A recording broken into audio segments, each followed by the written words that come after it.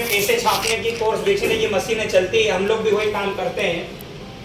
पर जब आंदोलन की बात होती है तो सभी कोचिंग वाले चुप हो जाते हैं।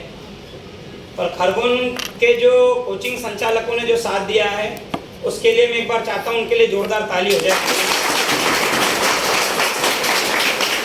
और अभी मैंने एक नाम सुना कि SC/ST के अध्यक्ष भी हैं यहाँ पे भूरिया जी, तो उनका भी मैं बहुत बहुत धन्यवाद करता हूँ कि आपने भी सोचा।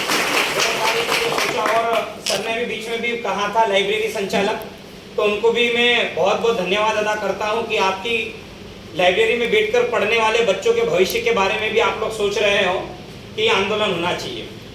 आंदोलन आखिर क्यों होना चाहिए, मन में प्रश्न ये भी उठना चाहिए हमारा। और आज मैं यहाँ पर कोई ज़्यादा भाषण देने नहीं आया हूँ, बस ये है कि हमारे जो हक अधिकार है जो छीने जा रहे हैं हम उसके ऊपर बात करेंगे। हमारी लड़ाई एक ऐसे तंत्र से लड़ाई है जिसके खिलाफ लोग बोलने से भी डरते हैं, और मैं उनके खिलाफ 13 FIR झेल के बैठा हूँ। ये FIR केवल इसलिए की गई थी क्योंकि मैं बच्चों के हक अधिकारों की बात करता हूँ, उनको मैं थोड़ा बहुत लड़ना सिखाता हूँ, बस उन्हीं के हक अधिकार की बात है। पिछले साल अगस्त में भर्ती हुई थी MP पुलिस की, आप सभी को पता होगा। 7,500 पदों पर भर्ती ली गई थी। उसी का नया नोटिफिकेशन चलाया जा रहा है, भर्ती आ रही है, भर्ती आ रही, भर्ती आ रही।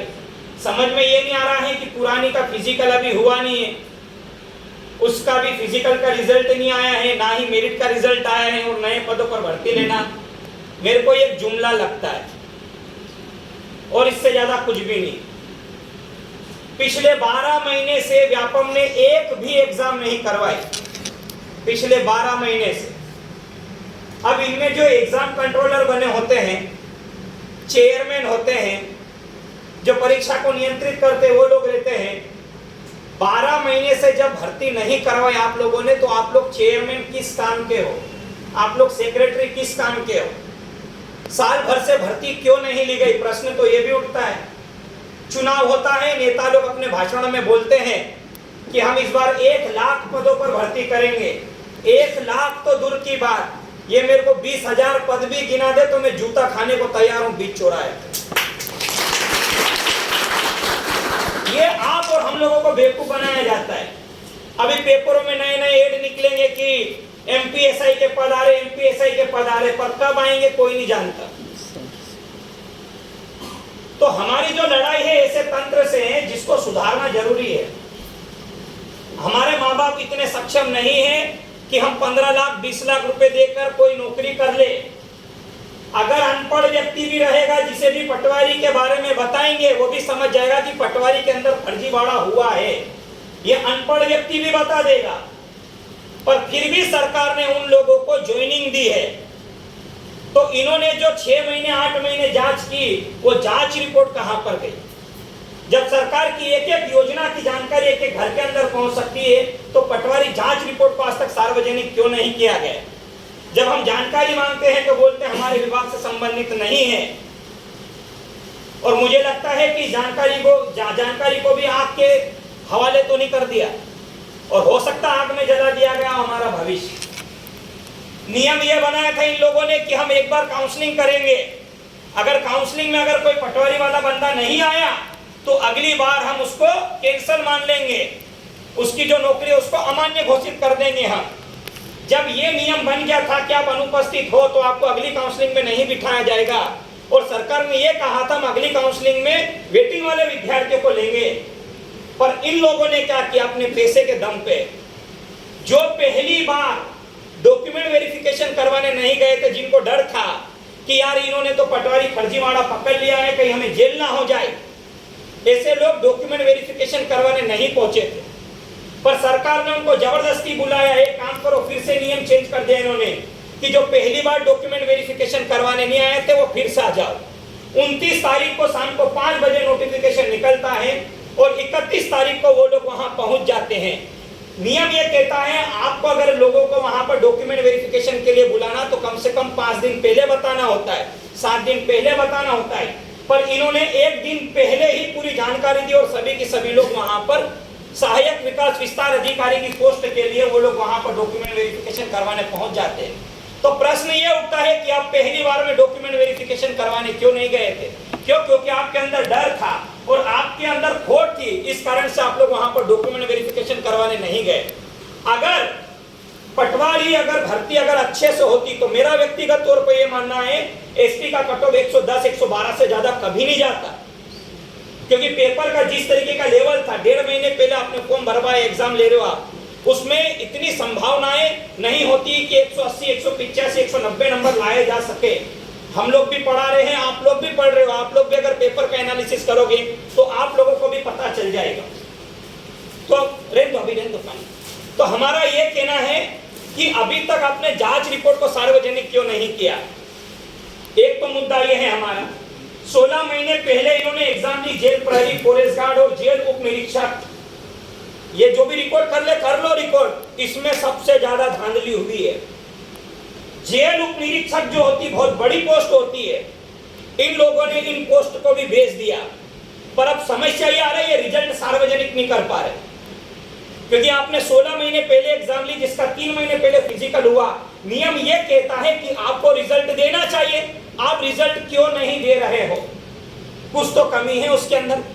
भाई आपने फिजिकल ले लिया, फिजिकल के बाद तो आप दे सकते हो ना रिजल्ट, आप रिजल्ट क्यों नहीं दे रहे हो?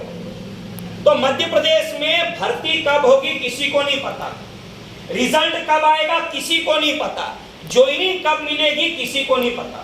एक एक भर्ती के लिए 2-2 3-3 साल तक हमें एक लंबी प्रक्रिया से गुजरना पड़ता है, जहां पर विद्यार्थी अपनी मानसिक स्थिति खो देता है। अभी आप में से कुछ बच्चे एमपी पुलिस के फिजिकल की तैयारी कर रहे होंगे, आप नहीं कर रहे होंगे, आपका कोई भाई बंधु तैयारी कर रहा होगा, बहन तैयारी कर रही होगी। आप देखना वो 13 महीने से दौड़ रहा है और दौड़ रही है, उनके पैरों की क्या हालत हो गई, उनके शरीर की क्या हालत हो गई। अभी 23 सितंबर से उनका फिजिकल चालू होगा, वो भी 2 महीने तक चलेगा। अब बच्चा 15 महीने तक रनिंग कर रहा है, अब पता नहीं उसके बाद ये रिजल्ट कब देंगे, और रिजल्ट कब देंगे, मेरिट कब बनेगी। और कुछ बच्चे तो खरगोन जैसे शहर में भी रह रहे होंगे, तो यहाँ पर भी कर्जा कर रहे होंगे और कर्जा करके यहाँ पर पढ़ रहे होंगे कि यार कभी तो हमारी किस्मत जागेगी और हम लोग कुछ अच्छा कर पाएंगे। पर सरकार इस पर भी कोई ध्यान नहीं देती है। जब मन करेगा तब परीक्षा लेंगे, मन करेगा तब परिणाम देंगे, मन करेगा तब इनको ज्वाइनिंग देंगे, अन्यथा ज्वाइनिंग नहीं देंगे। 2004 से बैकलॉग भर्ती नहीं दी इन लोगों ने, और कम से कम 2 लाख पद खाली पड़े, बैकलॉग के 2 लाख पद। सरकार हर बार बोलती है अगले साल, हर बार बोलती है अगले साल, हर बार बोलती है अगले साल। जैसे कोर्ट में एक डायलॉग सुना होगा, तारीख पर तारीख, तारीख पर तारीख। सरकार ने साल पर साल, साल पर साल बढ़ाना चालू कर दिया। हम किस उम्मीद में यहाँ पर पड़े, जबकि सरकारी विभागों में आज के समय में लाखों पद खाली पड़े हैं, और सरकार वहां पर स्कूलों को भी अब बंद कर रही है। आपको पता है मध्य प्रदेश में 94,000 स्कूलों को बंद करेंगे। ये कोई शहर के प्राइवेट स्कूल बंद नहीं होंगे, ये वो सरकारी स्कूल बंद होंगे जहां से आप लोग पढ़ के निकले हो। केवल 10,000 सीएम रहे स्कूल चलेंगे उसकी जगह पर 10,000। अब जो बच्चा शिक्षक की तैयारी कर रहा था, आपको पता है वर्ग 2 का एग्जाम क्यों नहीं ले रहे ये लोग? वर्ग 2 का मेंस आपको पता है क्यों नहीं ले रहे? इसी चक्कर में नहीं ले रहे। पहले ये देखेंगे स्कूल बंद करने के बाद इनके पास कितने पद बचते हैं। जैसे 94,000 स्कूल बंद करे, वहां के जो टीचर बचेंगे उन टीचरों को ये शिफ्ट कर देंगे सीएम राइज स्कूल में। अब अगर 94,000 स्कूल के जो टीचर अगर 10,000 स्कूलों में अगर शिफ्ट कर दिए जाएंगे तो इनको नई भर्ती नहीं लेना पड़ेगा। इसलिए इन लोगों ने आज तक 11 मई की बात है, ये मई में एग्जाम चालू हुए थे इनके, और मई की बात है, और ये अभी सितंबर आ गया, 1 सितंबर आ गया है, और लगभग 16 महीने का समय हो गया। तब तक सरकार ने अभी तक वर्ग 2 का सिलेबस डिसाइड नहीं करा है और ना ही पद डिसाइड करे, और ये नहीं करेंगे। क्यों नहीं करेंगे? ये स्कूल बंद कर रहे हैं, स्कूल बंद करने के बाद टीचरों को शिफ्ट कर देंगे और इनको बोलेंगे आप तुम्हारी मेंस की परीक्षा बाद में लेंगे। बच्चा 16 महीने से तैयारी कर रहा, बिना सिलेबस के पढ़ रहा। बल्कि इतना तो नियम बनता है ना कि जब आप प्री ले रहे हो तो मेंस के लिए आपको सिलेबस जारी करना चाहिए। इन लोगों ने 16 महीने से सिलेबस जारी नहीं करा। क्यों? क्योंकि इनकी नियत में खोट है। ये चाहते ही नहीं है कि ये बच्चा नौकरी लगेगा। अब ये क्या करेंगे, अपन प्रेशर बनाएंगे, आनंद फानंद में एग्जाम लेंगे और उसमें भी इतने क्वेश्चन गलत दे देंगे कि बच्चा अगर पास भी हो जाएगा तो नॉर्मलाइजेशन के नाम पर उसके नंबर कम करके उसको बाहर कर देंगे। इस नॉर्मलाइजेशन की वजह से ही मध्य प्रदेश के अंदर एसटी की 4200 पोस्ट खाली वर्ग 3 की, 4200 पोस्ट पे हमारा अधिकार मारा गया। अगर नॉर्मलाइजेशन जैसी मेथड नहीं होती तो आज के समय में 4200 परिवार आदिवासी परिवार अपना अच्छा जीवन जी रहा होगा। एसटी की सीटें खाली रह गई वहां पर 4200 पोस्ट। किसकी वजह से रही? खराब सिस्टम की वजह से रही। एक नॉर्मलाइजेशन में किसी के नंबर 50-50 नंबर बढ़ गए थे, किसी के 15-15 नंबर बढ़ गए थे। जो बच्चा 127-129 नंबर लेकर आया था पटवारी में, उसके 79 नंबर कर दिए गए। ये इनका नॉर्मलाइजेशन है। हम केस भी लगाते, हमारे बाप दादाओं के पास इतना पैसा नहीं है कि हम लोग लड़ सके और उनसे जीत सके। पिछले 8 साल से बच्चा तैयारी कर रहा है, एमपीएसआई आएगी यार, एमपीएसआई आएगी, एमपीएसआई आएगी। खरगोन में पढ़ा, खरगोन में पढ़ने के बाद इंदौर चले गया, अगले साल अगले साल अगले साल, और एक कर्जे के बोझ के तले वो केवल दब के रह गया। हमारे माँ बाप अनपढ़ है, आप में से भी, आपके भी माता पिता बहुत सारों के अनपढ़ होंगे। उनको ये नहीं पता होता कि बच्चे ने बीएससी किया, एमएससी किया। वो तो बोलते 13 किताब 14 किताब 15 किताब पढ़ ली, छोरे की नौकरी लग जाएगी। आपको खरगोन भेजते हैं, खरगोन भेजने के बाद और इंदौर भेजने के बाद उनकी उम्मीद रहती है कि उनका बेटा और बेटी नौकरी लगेगा। आप क्या बोलोगे, नौकरी क्यों नहीं लग रही? अरे हमारी अब इतनी औकात नहीं बची कि माँ बाप से नजर मिला सके, और कैसे पैसे के लिए बोल दे यार, हम कैसे बोल देंगे हम पैसे के लिए? बाप पैसे चाहिए, पप्पा पैसे चाहिए, क्योंकि हम देखते हैं उसके संघर्ष को। आज हम यहाँ बैठे हैं, बारिश हो रही होगी तो भी वो बंदा खेत में काम कर रहा होगा, धूप हो रही होगी ना तो भी खेत में काम कर रहा होगा। और जब कड़ी ठंड पड़ती है ना जनवरी की, दिसंबर जनवरी की, तो रात में 4 बजे उठ के खेत में पानी देना होता है। किसके लिए कर रहा? हमारा बाप हमारे लिए कर रहा कि मेरा बेटा और मेरी बेटी किसी दिन नौकरी लगेंगे, पर हमारे हक अधिकार को सरकार मार रही है, और हमें हमारा हक अधिकार लड़के लेना पड़ेगा। बिना लड़े अब मध्य प्रदेश के अंदर नौकरी नहीं लगने वाली। या तो 15-20 लाख की जुगाड़ करो, भर्ती लो, सेटिंग करो तो हो सकता, और हमारी इतनी औकात नहीं है कि हम 15-20 लाख रुपए की जुगाड़ कर लो और हम नौकरी लगे। तो हमारी जो लड़ाई है इस भ्रष्ट तंत्र के खिलाफ हमारी लड़ाई है कि मध्य प्रदेश के अंदर रोजगार आयोग का गठन होना चाहिए, जहां से बच्चों को रोजगार मिले। पर हमें रोजगार नहीं दिया जा रहा, उल्टा तो यहां से रोजगार छीना जा रहा है। स्कूलों को बंद करके जो अतिथि शिक्षक है उनको बाहर क्यों कर रहे हैं? स्कूल ही बंद कर दी तो उनको बोल दिया ना तुम्हारी कोई जरूरत नहीं, तुम जाओ। जिन लोगों ने 10-10 साल दे दिए, 8-8 साल दे दिए, 5-5 साल दे दिए वहां पर, अब उन लोगों की भी कोई गिनती नहीं होने वाली। ये तो मध्य प्रदेश का सिस्टम है। 7,500 फॉरेस्ट गार्ड के पद खाली पड़े, वन रक्षक के 7,500 पद खाली पड़े। अगर इतने पद अगर एक साथ आ जाते हैं तो बेगा भारिया सहेजा को देने के बाद भी हमें कुछ पद मिल सकते हैं, हमें कुछ पद मिल सकते हैं। पर सरकार नहीं, भर्ती नहीं लेना। भर्ती भी लेती है तो कितने पदों पर? 204, 206, 208, 300, 500 पद। अभी महिला पर्यवेक्षक की भर्ती है, बहुत सारी लड़कियों ने, आदिवासी लड़कियों ने कोर्स ले लिया है। मैं लिख के दे दूं, एक की भी नौकरी नहीं लगेगी, एक की भी नहीं लगेगी, मैं लिख के दे दूं।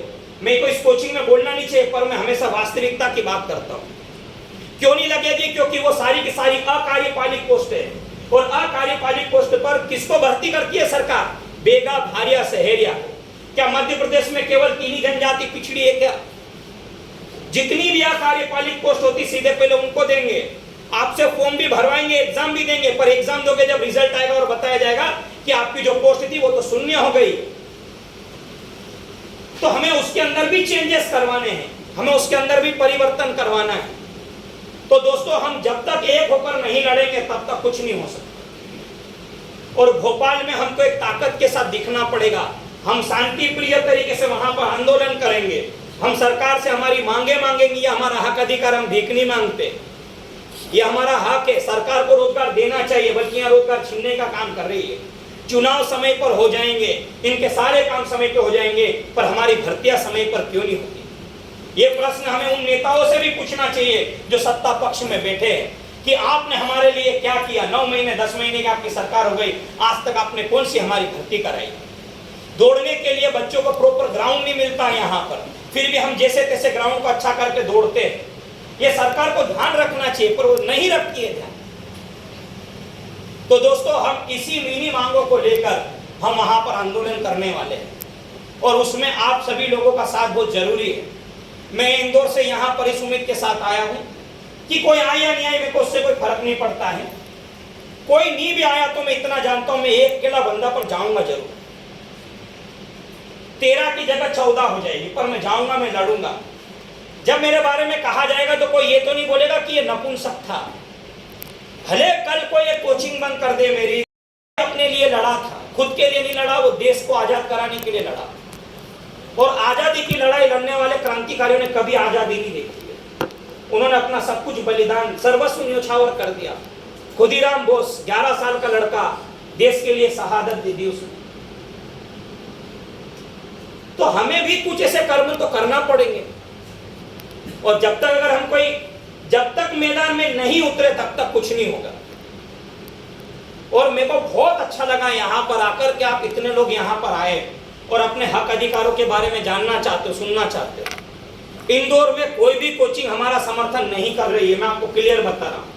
क्यों नहीं कर रहे? क्योंकि उनको डर है कि सरकार उनकी कोचिंग बंद कर देगी। मेरा ये कहना है, बच्चों की भर्ती नहीं आएगी तो कोचिंग पढ़ा के करेंगे क्या हम लोग? जब नौकरी नहीं लगेगी बच्चे की तो क्या करेंगे? कितनी बार कार्ड को रिन्यू करेंगे हम लोग? और कितना पैसा लूटेंगे हम लोग? हम हर दिन कितने नए कोर्स लेके आएंगे? हम हर दिन कितना ऑफर देंगे बच्चों को? तो दोस्तों, शिक्षा का मतलब होता है पढ़ाई के साथ साथ लड़ाई भी जरूरी होती है। मैंने पिछले 1.5 साल से मेरा एक भी कोर्स नहीं बेचा। मैं वर्ग 1 के बच्चों को मैथ्स पढ़ाता था उस समय। आज से 5 साल पहले, 4 साल पहले मैं वर्ग 1 के बच्चों को मैथ्स पढ़ाता था।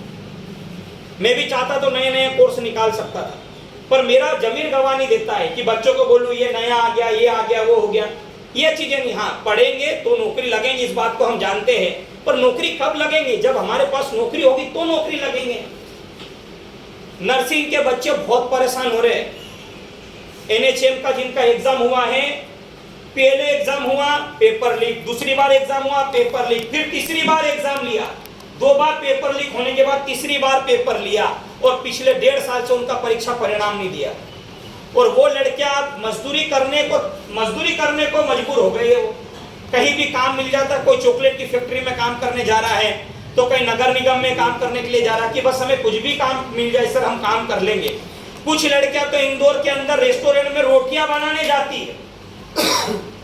रोटियां बनाने जाती लड़कियां कि सर कुछ भी मिल जाए हम कर लेंगे। तो रेस्टोरेंट के अंदर रोटियां बेलने का काम करती है लड़कियां, बस काय के लिए कि हम पढ़ेंगे, जो फीस आएगी उससे हम यहाँ का किराया भाड़ा निकालेंगे और हमारा खर्चा पानी चलेगा और हम पढ़ेंगे। कब तक घर वालों से मांगे? क्योंकि मैंने बोला ना, हमारे माँ बाप इतने पढ़े लिखे नहीं, वो ये पूछते बेटा नौकरी कब लगेगी। आप उनको ये नहीं बोल सकते कि सरकार नौकरी नहीं दे रही, क्योंकि उनको हमसे उम्मीद होती है कि बेटा कब नौकरी लगेगी, बेटी कब नौकरी लगेगी। तो हम क्या जवाब देंगे उन माँ बाप को जो अभी इस बारिश के अंदर भी वहां पर काम कर रहे हैं? और अभी हमको गर्मी लगेगी, हम पंखा चालू कर लेंगे। दोस्तों, उनके लिए कोई पंखा नहीं होता है, उनके लिए केवल और केवल आपके सपने होते हैं। जब आप पहली बार खरगोन पढ़ने आए होंगे ना अपने गांव से, तो देखना ये सच्ची बात है, आपकी माँ ने अलग से कुछ पैसे छुपा रखे होंगे, चाहे 100 रुपए, 200 रुपए, 500 रुपए, और अपने पिताजी से छुपा के आपको 100, 200, 500 रुपए दिए होंगे, क्योंकि माँ का दिल बहुत बड़ा होता है।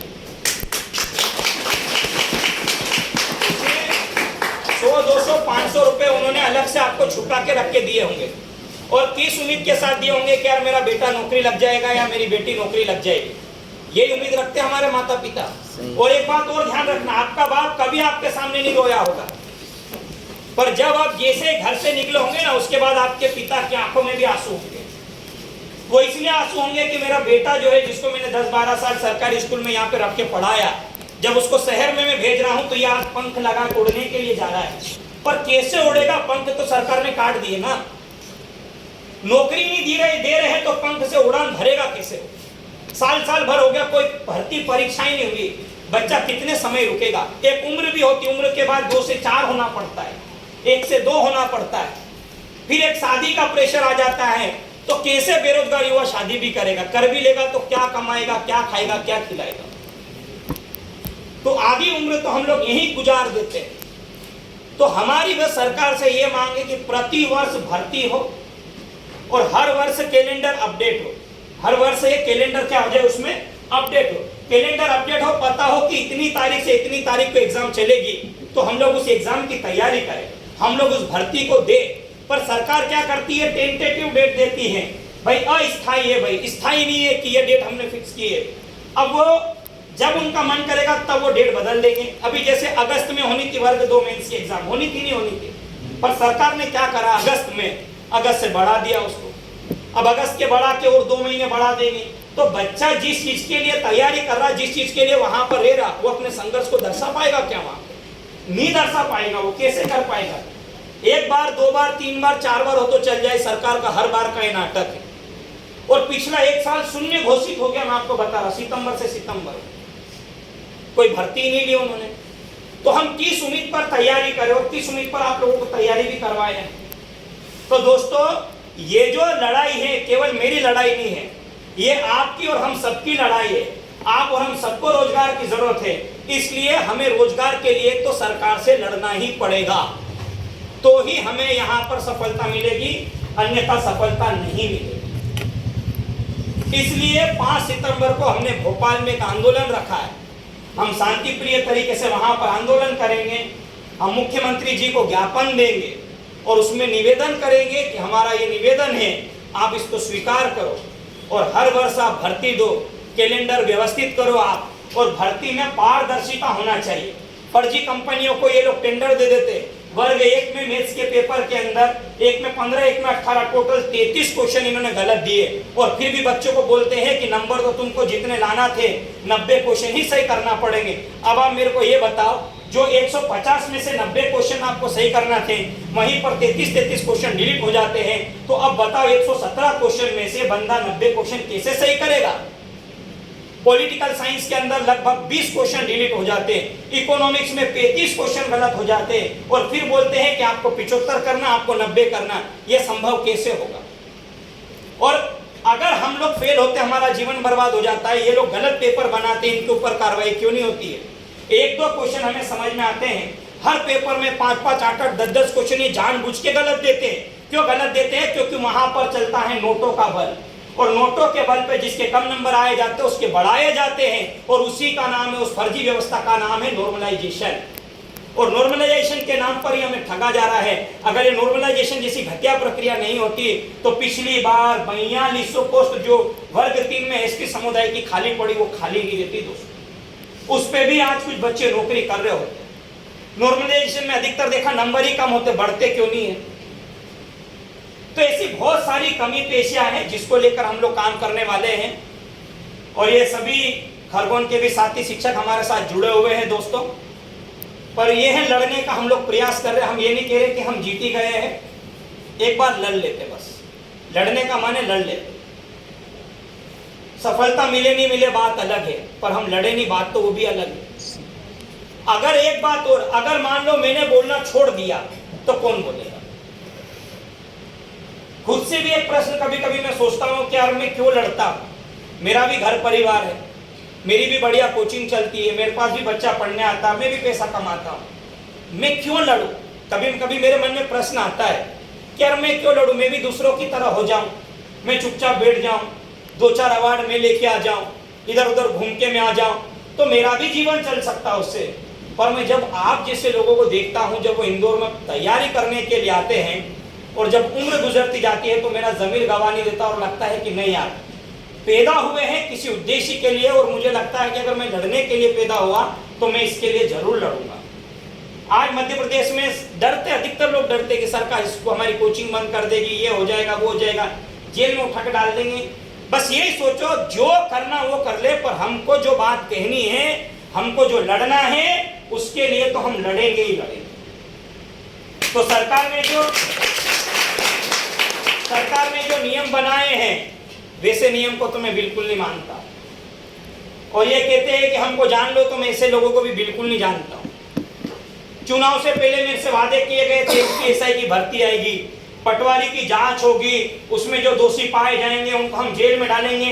ये सभी लोग आए मेरे पास, बोले हम ये करेंगे, ये करेंगे। मुझे लगा ये लोग करेंगे, पर जब चुनाव हुआ उसके बाद में बोले हो गई, बोले पटवारी की भर्ती, तो बोले कोई फर्जीवाड़ा नहीं पाया गया। एमपीएसआई के इन्होंने वादे करे थे, वादे भी सारे खोखले निकले। तो ये सरकार केवल झूठ बोलती है, और मेरे से अच्छा कोई नहीं जान सकता। मैंने बहुत करीब से इन लोगों के साथ रहा हूं, मैंने देखा है किस तरीके से आपका यूज किया जाता है, और उस तरीके से मेरा भी यूज हुआ। पर यह होता है कि घायल से और ज्यादा खतरनाक हो जाता है, और अगर आपने किसी व्यक्ति को धोखा दिया है तो वो अगली बार बहुत चतुर हो जाता है।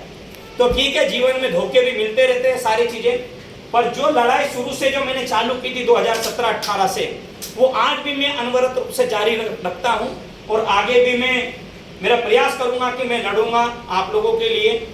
जो होगा वो देखेंगे यार, जीवन एक बार मिला है। लोग कहते ना कि यार जीते जी ये कर लो, मैं तो कह रहा जब मरेंगे उसके बाद भी लोग याद रखे ऐसा काम करके जाओ, नहीं तो मौतें तो रोज होती है इंडिया के। अगर हम जाएंगे भी तो शान से जाएंगे, ठीक है। हमें ये नहीं पता हमारे आंदोलन में कितने लोग आएंगे, पर ये पता जिस दिन हमारा जनाजा उठेगा उस दिन उससे 10 गुना ज्यादा भीड़ आएगी। तो कभी कभी जीने के लिए नहीं, मरने के लिए भी काम कर लेना चाहिए। तो अपने हक अधिकारों के लिए आपको तो जागना पड़ेगा और तबियत से लड़ना पड़ेगा। और हम ऐसे तंत्र से लड़ रहे हैं जहां बहुत नुकसान है, आपको बहुत नुकसान है। पर जब तक हम हमारे अंदर की आत्मा से नहीं पूछेंगे तब तक हम क्या कर पाएंगे। कभी कभी कांच के सामने मैं खड़ा होता हूं तो मैं कभी कभी नजर नहीं मिला पाता कि मैं बोलता हूं मेरे जीवन में मैंने किसी के लिए किया क्या। बस पढ़ाया, बच्चों को नौकरी लगाई, उसके अलावा मैंने किसी के हक अधिकार के लिए लड़ा हूं क्या। तो अंदर से आवाज आती नहीं लड़े, और यही समय है उनके लिए लड़ने का और कुछ अच्छा करने का। तो दोस्तों, इसमें आप सभी लोगों का हमें सहयोग चाहिए और उस सहयोग से ही हमें सफलता मिल पाएगी और हम आंदोलन शांति प्रिय तरीके से करेंगे। पर हम हमारी मांगों को मनवा के ही रहेंगे, कुछ भी हो जाए। सरकार चाहे हमको जेल में डाले, जेल में डाल दे, सूली पे चढ़ा दे, सूली पे चढ़ने को तैयार है, पर शर्त ये कि हमें हमारा रोजगार मिलना चाहिए। कुछ लोग कहते हैं प्राइवेट जॉब कर लो, प्राइवेट जॉब कर लो। प्राइवेट जॉब का कोई ठिकाना नहीं है। सरकार ने निकाली थी सीखो कमाओ योजना, कहाँ गई योजना? किसी को मालूम है कहाँ गई वो योजना? वो लोग बच्चों ने ट्रेनिंग कर ली, बोले ट्रेनिंग के बाद नौकरी लग जाएगी।